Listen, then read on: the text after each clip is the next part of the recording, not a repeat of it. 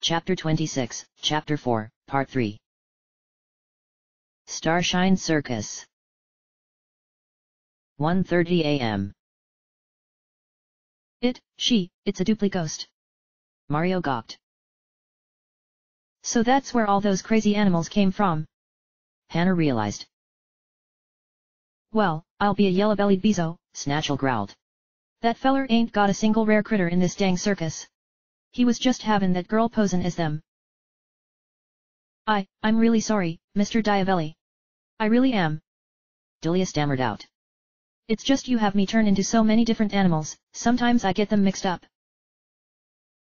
Shut up. Diavelli snarled at her, slapping her across the face and causing Mario's party to recoil. That's not an excuse. You know you're the singular reason this circus is still in business, which means it's your responsibility to get your act down for the sake of all the other performers. Or do you not care what happens to them? No. I do. Delia cried out. The ringmaster folded his arms and turned away from her. You're pathetic, Delia, he sniffed. You can't do a thing right. Sometimes I think I'd be better off getting rid of you and finding another duplicate, one with actual talent. He looked over his shoulder and glared up at her. Would you like that? Do you want to go back to the way you were before I found you? A worthless little vagabond wandering from town to town. Delia started looking panicked and shook her head furiously. No, please, Mr. Diavelli. Don't throw me out. She begged.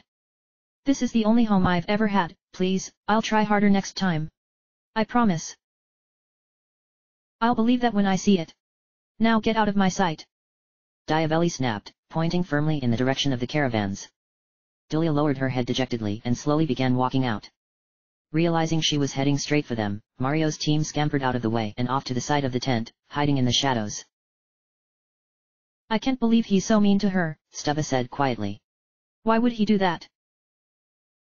So he treats everybody in this dump like dirt. Big hoop. Gwynplaine muttered.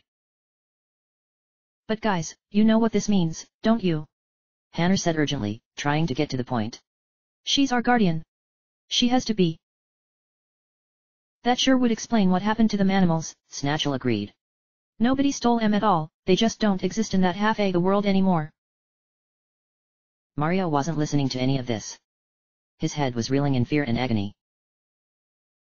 Why, of all things, did it have to be a duplicate?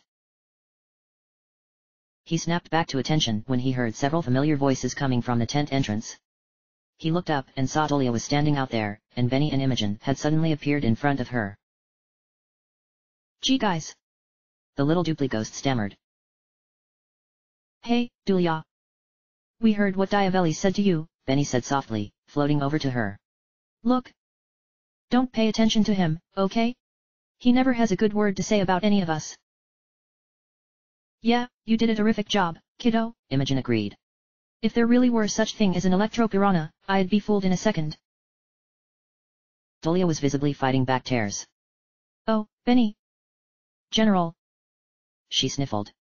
Thank you, but I'm afraid of what he's going to do to me if I keep disappointing him. I just want to make him happy. I don't know what to do anymore. What are you two doing here? Came a sharp voice, and suddenly Diavelli had come storming out of the tent after them. The three performers jumped in fear and scrambled out of his way. You know you're not allowed to talk to her, and that's final. The ringmaster snapped at Benny and Imogen. Now get out of here before I do something I'll regret. He grabbed Delia by the arm and hauled her away, leaving her to gaze wistfully back at her friends before she vanished into the darkness. Benny and Imogen glared silently after Diavelli for a long moment before fading from sight and sinking into the ground, respectively. This is crazy, Hannah muttered. Diavelli would never let us get near her. What are we supposed to do now? Why, Mario lamented, clutching at his head. She can't be a duplicate. I can't handle this. All his partners stared at him. Mario, what are you? Hannah began before it seemed to dawn on her. Oh, geez, Mario. Please tell me this isn't another Stubba thing. Stubba thing? Snatchel repeated. What about me? Asked Stubba. Mario sighed. I'm sorry, Guys. I really am. It's hard to explain. Hannah would have none of it. Okay, fine, Mario, she said in exasperation. I give up. Just tell me, what horrible thing could have possibly happened to you in the past to make you not like dupli-ghosts? One of them stole my identity, Mario replied tonelessly. Everyone gave him a strange look. What? Asked Hannah. He stole my identity, he repeated. My name, my body, everything. My friends all thought he was me. And I ended up having to fight them all. Mario felt his throat tightening up as he recounted that horrible chapter in his life. He had never completely gotten over his friends betraying him like that. And he had never had so much taken away from him, so much that he had started to question his very self. In the blink of an eye he had gone from the famous Mushroom Kingdom champion to a nameless, friendless shadow, walking alone through the darkness. The pained look on his face obviously didn't escape his partners. Well, okay. I guess that is a pretty good reason, Hannah decided. But did you see her, Mario? How sad and scared she looked. I'm pretty sure stealing someone's identity is the last thing on her mind. She was right, of course. Mario had very quickly noticed how miserable Dolia had looked, and he knew exactly how she must feel, practically a prisoner to an ungrateful employer, kept hidden away from the outside world for selfish reasons, wondering whether she was a real person or just an act. And suddenly he knew why the look on her face had seemed so familiar, it was loneliness. She looked exactly the way he had felt.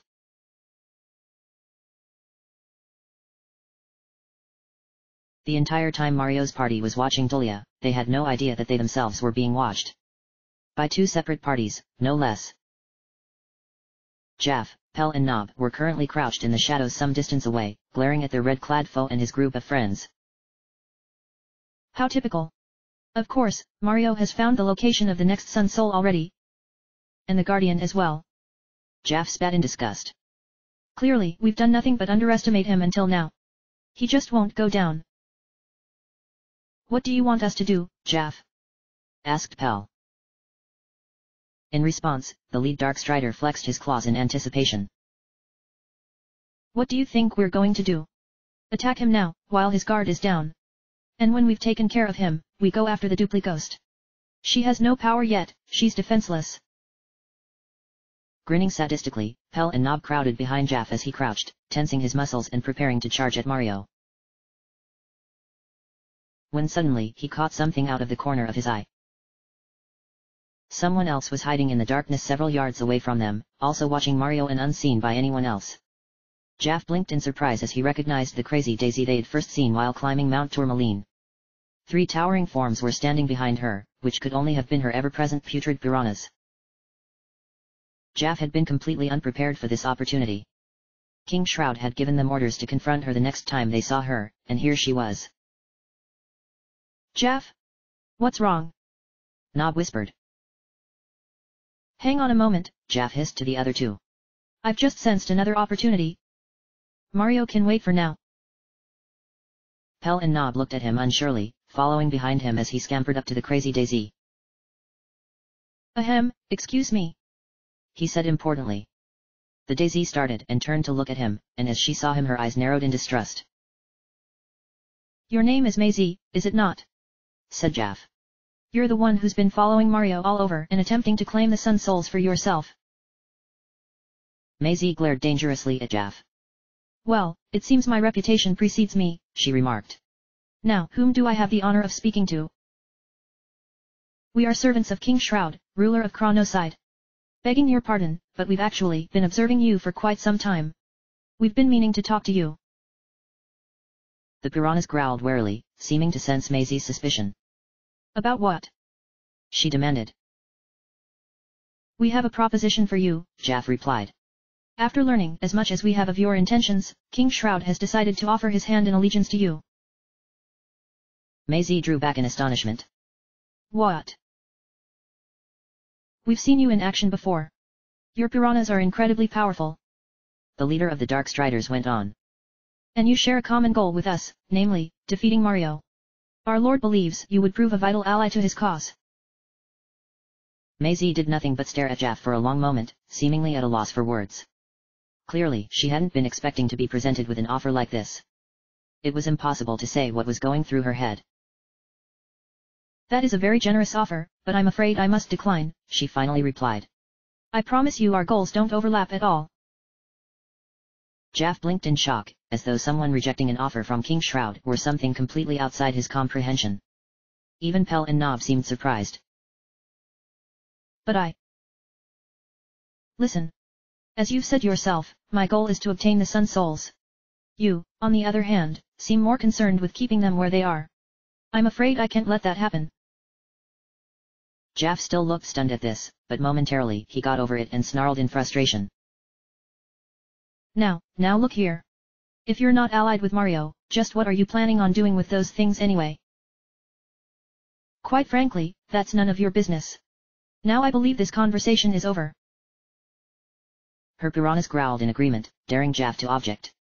He glanced nervously up at them, and it was only then that he got a good look at them, and he realized there was something wrong about them.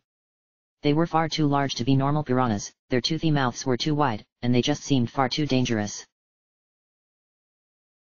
He pushed this thought out of his mind before turning to glare at Maisie again.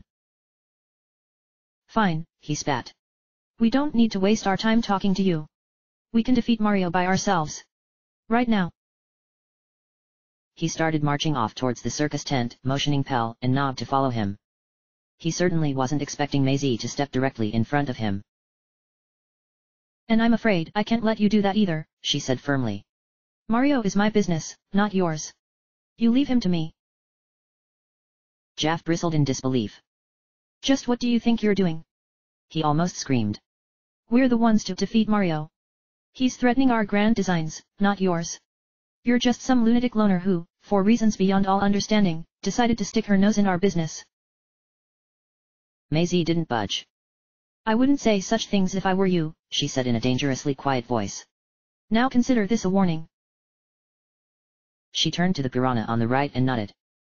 Responding to the signal, it suddenly shot forward and crunched down onto Pell. Yeearrghh. The Dark Strider screeched as the piranha took a ferocious chomp out of him. Jaff and Nob stared in shock as he staggered backwards, panting and clutching painfully at himself as his blue face became tinged with green. What did you do? Jaff snarled at Maisie. What does it look like? I poisoned him. She replied acidly. Don't worry, I'm sure they sell tasty tonics somewhere in town. I'd hurry if I were you, though. And with that, she leapt onto the head of the center piranha as all three of them burrowed into the ground and vanished, leaving the Dark Striders by themselves. What they? Nob blinked several times. Where the heck did she go? Oh, forget it, Jaff hissed at him, grabbing Pell roughly and dragging him away. Let's get out of here. Clearly she can't be negotiated with. She's completely insane. Nob looked confused. We're going? But what about Mario? Well, we can't exactly fight him like this, now can we? Jaff roared furiously, smacking the gravely weakened Pell. We have her to thank for that. Now let's go. And woe be unto anyone who gets on her bad side. Mario most of all.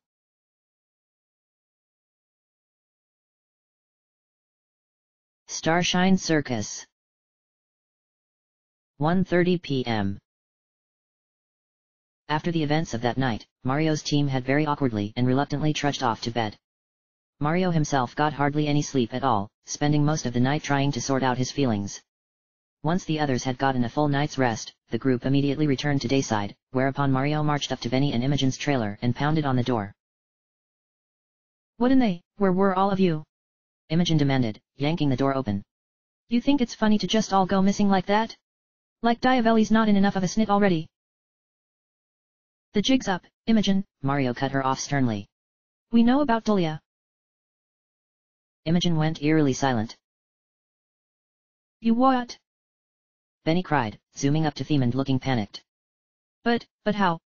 Nobody's allowed to know about her. Who told you? Oh, please, Benny. Of course no one told them. Imogen said impatiently. You probably just left your diary lying out in the open again. It's a journal, not a diary. The boo snapped at her before rounding on Mario. Look, I don't know how you guys found out about her, but I swear, if you get any funny ideas, if you do anything to try and take advantage of her, I'll... Despite being unable to complete his threat, Benny looked completely furious. Mario was stunned, he had never seen the normally shy Boo this defensive before. And then it dawned on him. Wait a minute, so that's why you've been all depressed, Benny, he realized. You're in love with her. Oh, just leave me alone, would you?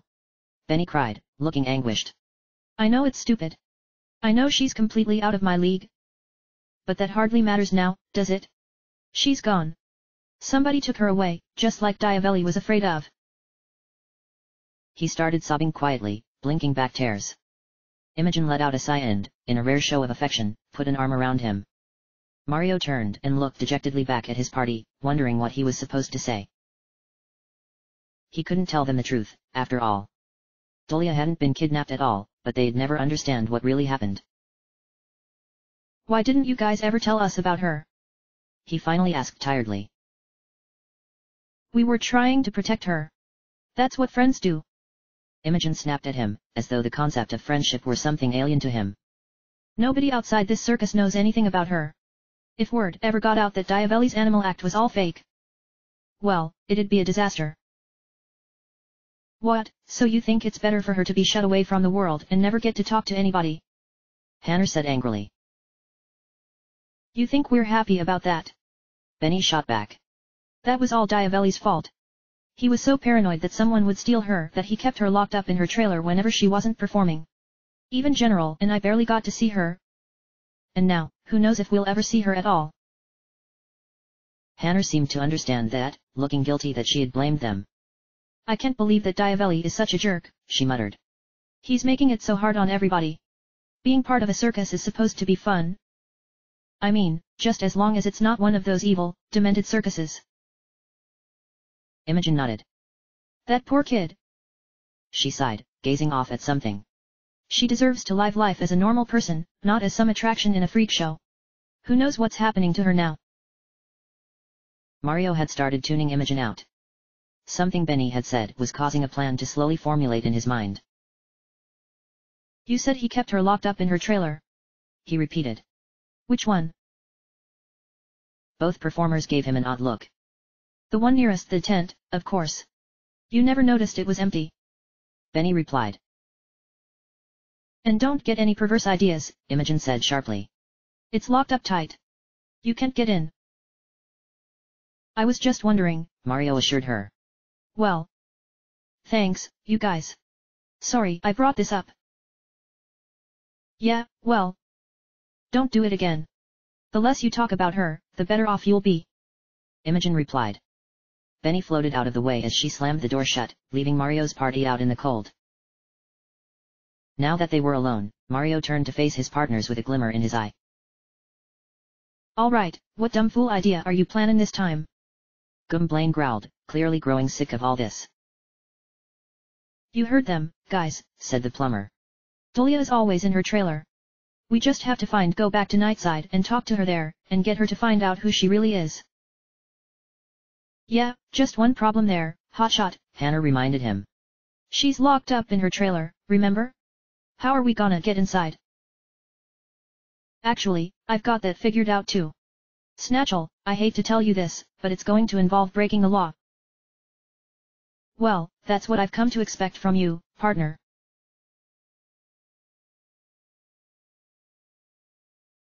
Inside the tent, everyone was hard at work rehearsing just as they always were, though it was clear that their hearts weren't in it anymore. The more time that passed without finding Dolia, the angrier Diavelli became and the more everyone grew convinced that the circus really was doomed. Diavelli was standing near the back entrance, barking orders up at the trapeze guys as they soared back and forth over his head. He was so caught up in his rant that he wasn't paying attention to anything else, certainly not the ring of keys that was hanging from his belt. Okay Snatchel, you got this. Mario whispered as he and his party peered into the entrance. Luckily, the ringmaster was facing away from them. Shoot, you forget who you're talking to, Mario. The sheriff replied with a grin. This'll be a snap. He pulled out his lasso and twirled it for a moment, concentrating hard before finally throwing it out.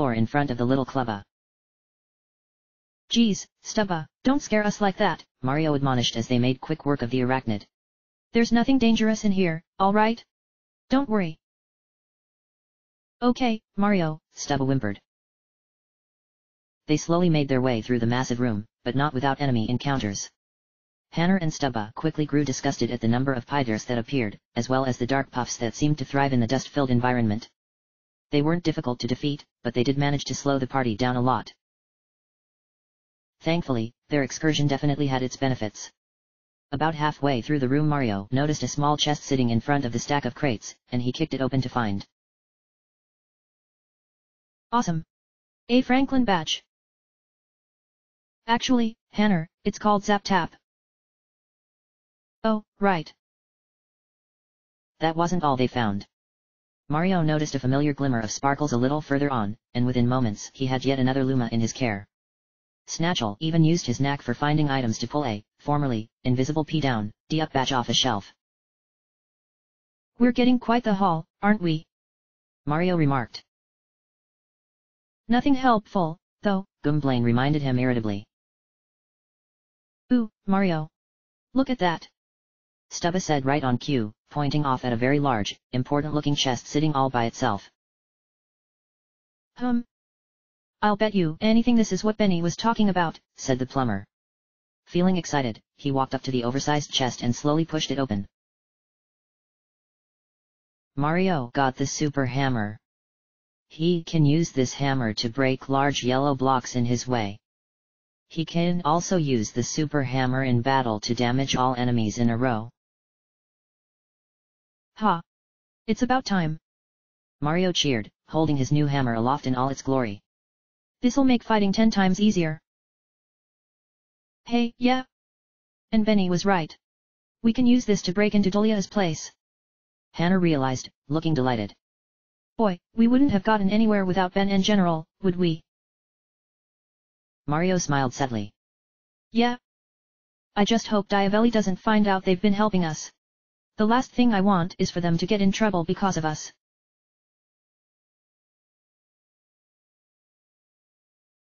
Starshine Circus. 1:30 p.m. They quickly made their way back to the circus grounds and approached Dahlia's caravan, Mario holding his new super hammer in his hands. Alright, so here's the plan, he announced. There's no way we could break in here in Nightside without Diavelli catching us, because Dahlia is actually there for him to keep an eye on. So we'll break in here, then when we're inside, we'll go to Nightside. Sound good? Whatever, Gwynplaine muttered as everyone else nodded dutifully. Okay then, said Mario.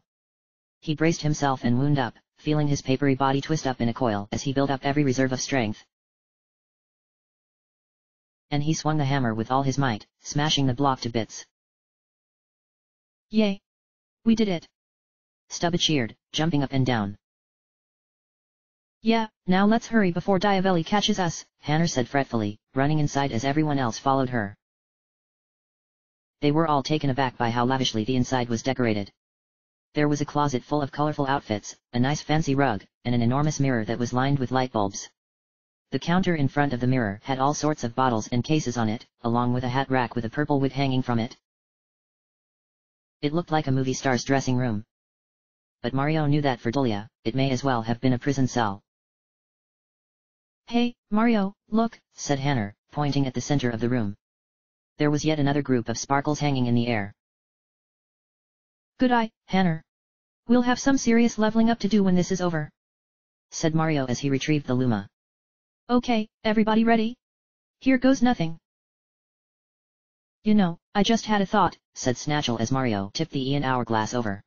Isn't she gonna be a little freaked when we appear right in her dressing room out of thin air? Mario blinked. Wah! They were already gone.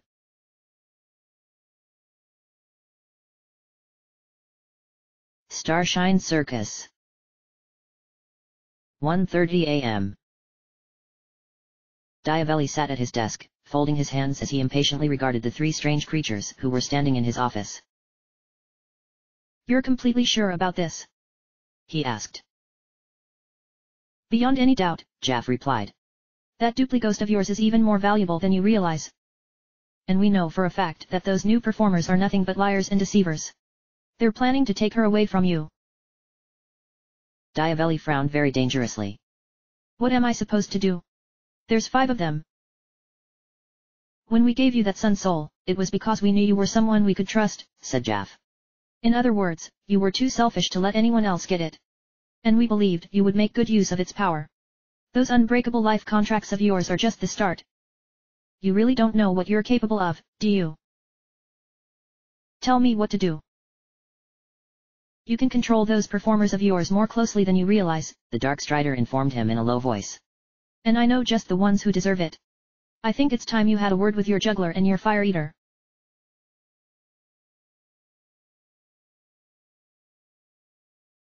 Mario's party reappeared in Dahlia's room. Only to find the duplicate herself was now sitting in front of her mirror. She instantly saw their reflections appear behind her out of nowhere and gasped. We really need to start thinking things through better, Hannah sighed. What they? Dahlia spun around to face them, staring at them with terror in her eyes. Those red, sinister eyes, the calculating glint that had flashed through them as he raised up his arms and vanished in a puff of smoke, re-emerging as a shadow of Mario's own self. Mario quickly shook his head to clear it. You, Delia cried breathlessly. You're the new performers, aren't you? From the show last night. She drew back, still looking frightened. You shouldn't be in here. Diavelli will be so upset. Well, then, we just won't tell him, Mario replied as he climbed to his feet, trying to sound reassuring. He doesn't ever have to know we were here. Delia looked back and forth between the members of this strange group, unsure what to say. Why? Why are you in here? She finally asked. What do you want? We wanted to talk to you, Delia, Hannah replied in a very friendly and encouraging voice. You're such an amazing performer, we wanted to meet you. Mario nodded. My name's Mario, he introduced himself, and these are all my friends. It's all right if we stay and talk to you, right? Just for a little while. The duplicate looked at them warily before deciding. She knew better, much better, than to let them stay, but her loneliness got the better of her. Okay. Just for a little.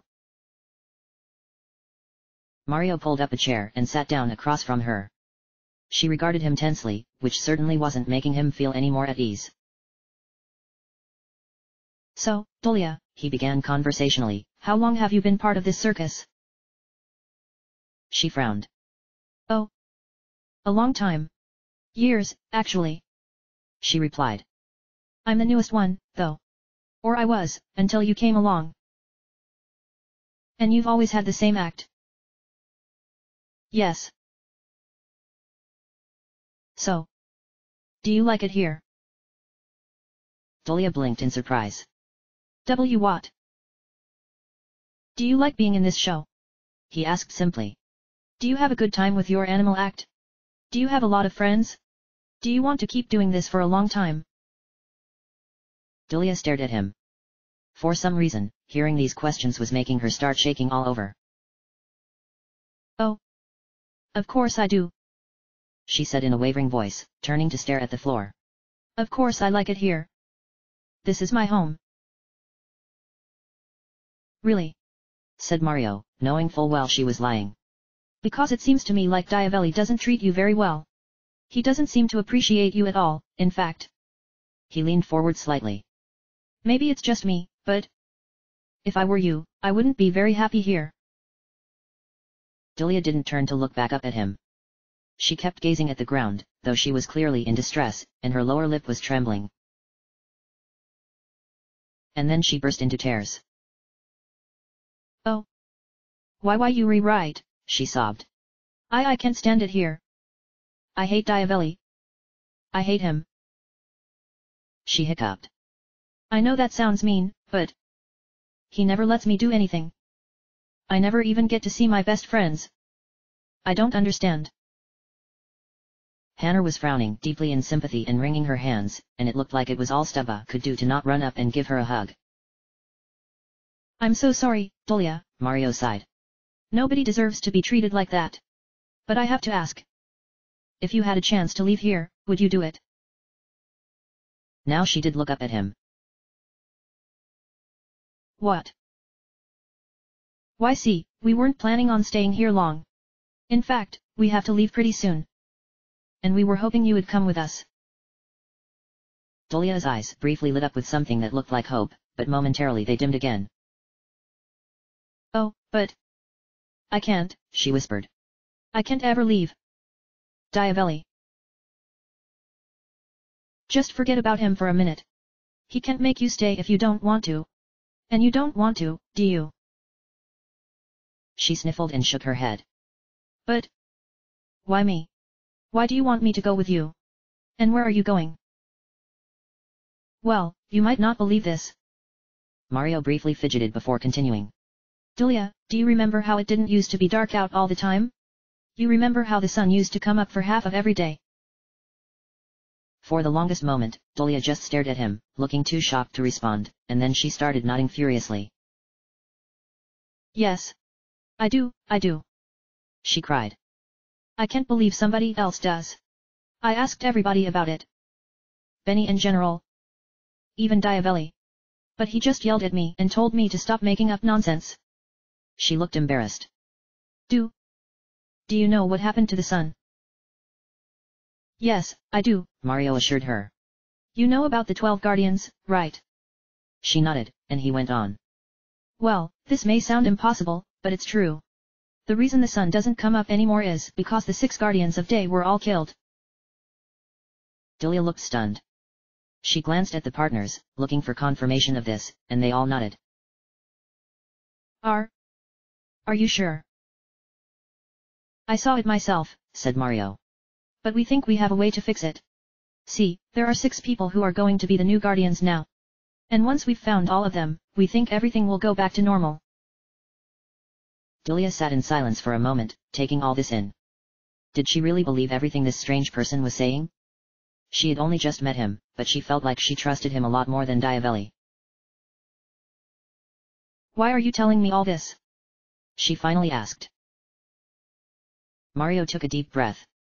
This was it. Well, Delia, he began, we kind of think you're... He never got to finish. What is the meaning of this? Everyone spun around in horror to find Diavelli standing in the room. Delia screamed in fright. Mr. Diavelli. So it's true. The ringmaster bellowed at Mario. You've been lying to me all along. You're not performers. All you ever wanted was to take her from me when she's rightfully mine. Just shut up, would you? Mario snapped, frustrated that Diavelli's paranoid claim happened to be the exact truth. And you deceptive little witch. Diavelli snarled at Delia. She shrieked as he grabbed her by her clown collar, dragged her to the door and hurled her onto the ground outside. I've put up with you for long enough now. Consorting with these liars, how could you? Have you no loyalty to me? He was about to grab her again when Hanner, Stubba, and Snatchel leapt protectively in front of her. You ain't getting your filthy hands on her, the sheriff declared. We'll see about that. Diavelli snapped back. He had expected them to gang up on him like this, but now he was prepared for it. He threw his head back. Imogen. Everyone jumped back in shock as a pool of shadow suddenly formed in the ground, and the shadow siren rose up out of it. Almost instantly, Mario realized there was something wrong with her. She had a blank look on her face, devoid of any emotion, and she showed no sign of familiarity as she gazed down at Delia. Gee, General? What's wrong with you? Delia cried, backing away in fear. Mario quickly found out the answer. He could barely make out Imogen's eyes from under her bangs, and they were glowing red. He's mind-controlling her. The plumber gasped. He never mentioned he could do that. Hanner said nervously. It was a little tip from some friends. Diavelli cackled. You should know that when I say you belong to me forever, I'm telling the truth. Now Imogen, grab her. No. Help. Delia shrieked, but she was cut off as Imogen grabbed onto her and pulled them both down into the shadows. Diavelli continued laughing evilly as he took off in a mad dash toward the circus tent. Don't let him get away, Mario ordered as he and his partners took off after him. I don't understand. How can he mind control people? He's just a regular person, he shouldn't have any powers. Unless... Diavelli vanished into the tent with Mario's team immediately following him in. To their surprise, the lights were all on, as though the tent were expecting a show to start at any moment. Imogen rose up out of the floor in the center ring and dumped Delia on the ground before vanishing again. The Dupli ghost whimpered in fear, powerless to run or fight back as Diavelli slowly advanced on her. It's time you finally started being useful, Delia, he said calmly. And I think I know just how. No. Don't hurt her. Stubba cried desperately, but they were all too late. Diavelli glared directly at her as his eyes suddenly flashed bright red, and then, so did Delia's. All emotion left her face as she gazed blankly into the air. Delia? Mario whispered. Now, Delia, said Diavelli, stepping back and pointing at Mario's team. Eliminate these fools once and for all. Yes, sir. Delia closed her glowing red eyes and raised up her arms. Mario's party gawked in horror as she became enveloped in a cloud of purple smoke, obscuring her from view. She was transforming. Mario was about to have a heart attack. He felt like he was reliving the nightmare all over again. Please, don't let her turn into me, not again, I can't handle it. But he was wrong. Delia wasn't changing into him. Though it may have been better if she had. From within the cloud of smoke, they saw her changing, growing bigger and bigger, more and more powerful, until there was no trace of her old self left. The smoke dissipated. And Mario's team was staring up at the most enormous Dino Rhino they'd ever seen. Its skin was the color of a boulder, its fangs were huge and razor-sharp, its feet were tipped with claws that looked capable of tearing the floor apart, and its eyes were still glowing red. It took one look at the group and let out a deafening, blood-curdling roar. Ladies and gentlemen, allow me to present the rarest and most dangerous animal in my show. You'll never believe the trouble I had to go through to capture it. Diavelli cackled sinisterly. The Dynamo Dino. And with that, he raced out of the tent as fast as he could, leaving Mario's group to their fate. Hanner. I'm starting to think this is one of those evil, demented circuses, Mario said nervously, as the Dynamo Dino closed in.